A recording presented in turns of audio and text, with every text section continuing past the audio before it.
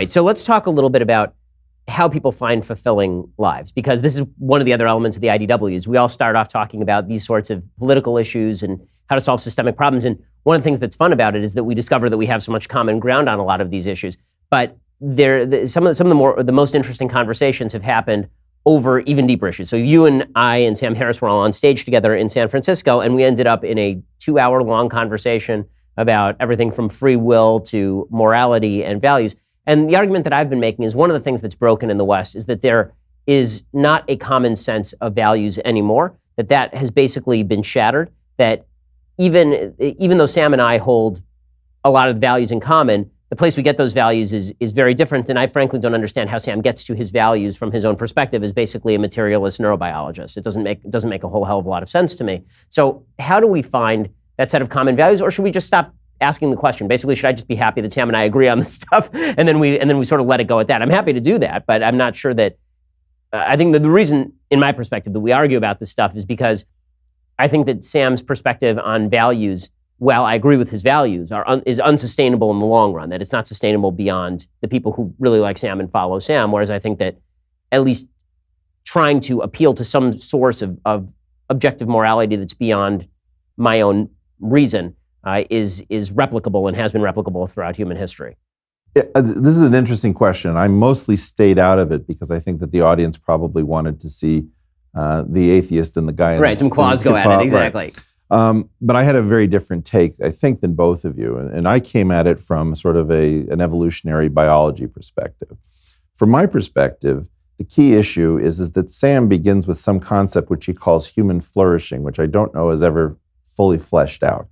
And from what I can tell, the great danger with humans is that we can wake up and look at theories of selection and say, oh my gosh, this is the game that brought us here.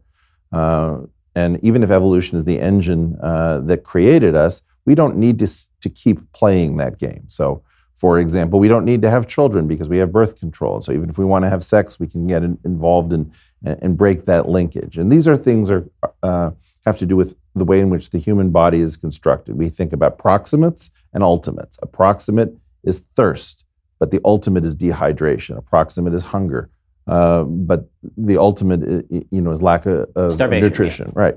So what happens is that what happens if the mind suddenly wakes up and decides that it wants to pursue proximate pleasure? And if you break the body into two kinds of tissue, soma and germ, the germ is your lineage, what contributes to your having children, and that is the thing that is immortal. But the soma is disposable. And so we're all in danger that the soma that is our mind can wake up and say, hey, I just want to have fun and I want to have pleasure. I'm going to define human flourishing to be whatever it is that I particularly enjoy. Now, it's not true that every atheist is going to go crazy like this, far from it. But the problem is that it doesn't necessarily scale. So I'm in the odd position of basically being an atheist who is very sympathetic to religion and who in fact attends services and has a temple, in large measure because I believe that the brain has a sort of Chomskyan pre-grammar of religion. And that is that what sustained us was a belief in something longer than our somatic lives. We all feel that usually in terms of our children, even atheists. But the key question is, let's imagine that you don't have any children. Are you going to make investments that are going to benefit future generations if you don't believe that there's anything that happens after you die and there's no purpose and there's no meaning? So the way in which it comes down for me is that the reason religions outcompete rationality, which is quite surprising if you think about it, is this issue that the religions keep soma from waking up and redefining human flourishing to be somatic. And that is probably the thing that I think Sam has not fully addressed. Now, Sam is unusual because he is the atheist who sees the value in religion clearly and says, I think we can accomplish all that religion does well from the perspective of reason. So it's not that we have to convince him that religions do many things well. What we have to convince him of is that it may be the case that certain aspects of atheists seeing human flourishing as intergenerational lineage-level behavior Maybe that doesn't scale, and it only scales when you actually believe that there's some meaning and purpose that's larger than yourself. So obviously I agree with a lot of that, and I think that this is the flaw in Sam's reasoning is not his questioning of faith per se, it's his faith in reason alone. And the idea that by reason alone you can achieve whatever values Sam wants you to achieve. And that I find deeply problematic, especially because we had 200 years where people were basically trying this and it did not work out particularly well. Well, but it may be that, for example, that religion served us better in the past, but that Sam is right about our future, even if we don't have an atheist scale plan. I mean, it could be that we could institute rituals that are actually devoid of a belief in the supernatural that take over the Chomsky pre-grammar. I'm not saying that that's foreclosed. It's possible, but it was a giant fail for 200 years, right? We had a cult of reason in France. We had essentially a communist ritual system. I Russia. don't believe the argument that we should treat Russia, Soviet Russia, as a religion, and therefore it's not an experiment with the failure of atheism. I think that there's great danger in religion. There's great danger in an absence of religion, and what's really necessary is to move that conversation in which our values are embedded, even if we're atheistic, because we're benefiting from the fact that we come from a substrate that was a largely Judeo-Christian system. And I agreed with you. And by the way, I really appreciated your willingness to forego any appeal to Torah or Bible in favor of a really appeal to reason for religion. And I think that was really interesting. Well, I mean, because otherwise we have no common frame of reference for the conversation. So I may find that stuff inspiring and meaningful, but Sam clearly doesn't. So if I'm quoting him from the Bible, who cares? I mean, he's not going to resonate to that, and it's not going to be an argument that's necessarily worth winning with his audience. Because how do I win? By citing Leviticus? Like that's just not a winning argument. Well, particularly Deuteronomy really loses me. The thing that really gets me about some of the conversations that we're having is that you have a very large number of people in our network. I would say Brett Weinstein, you, me, Jordan.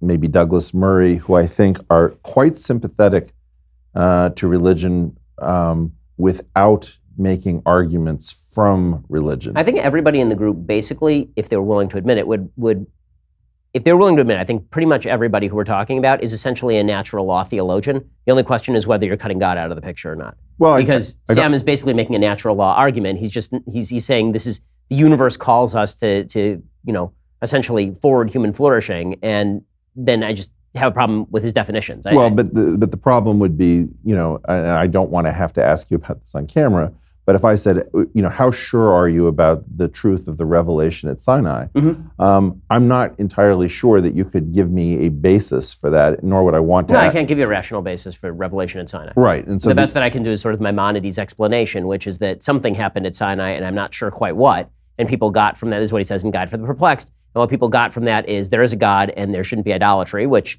human reason can bring you to, and then that Moses was a particularly inspired logical figure who was able to access higher modes of thinking and brings the Torah down from Sinai through direct communication with God. That's essentially Maimonides' argument. And I'm worried about even that. So in some sense, if I am feeling sick and I go to the drugstore and I say, don't you guys have a placebo you can give me that can cure my ailment?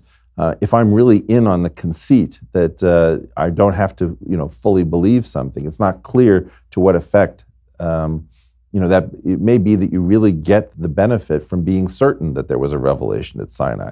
And so the question of self-deception and its efficacy in human flourishing is a very interesting one. No, and I think this is a key question that's sort of broken out, is you have to believe in the reality of revelation or just the importance of revelation? And my belief is that you sort of have to believe that at minimum, you have to believe in the importance.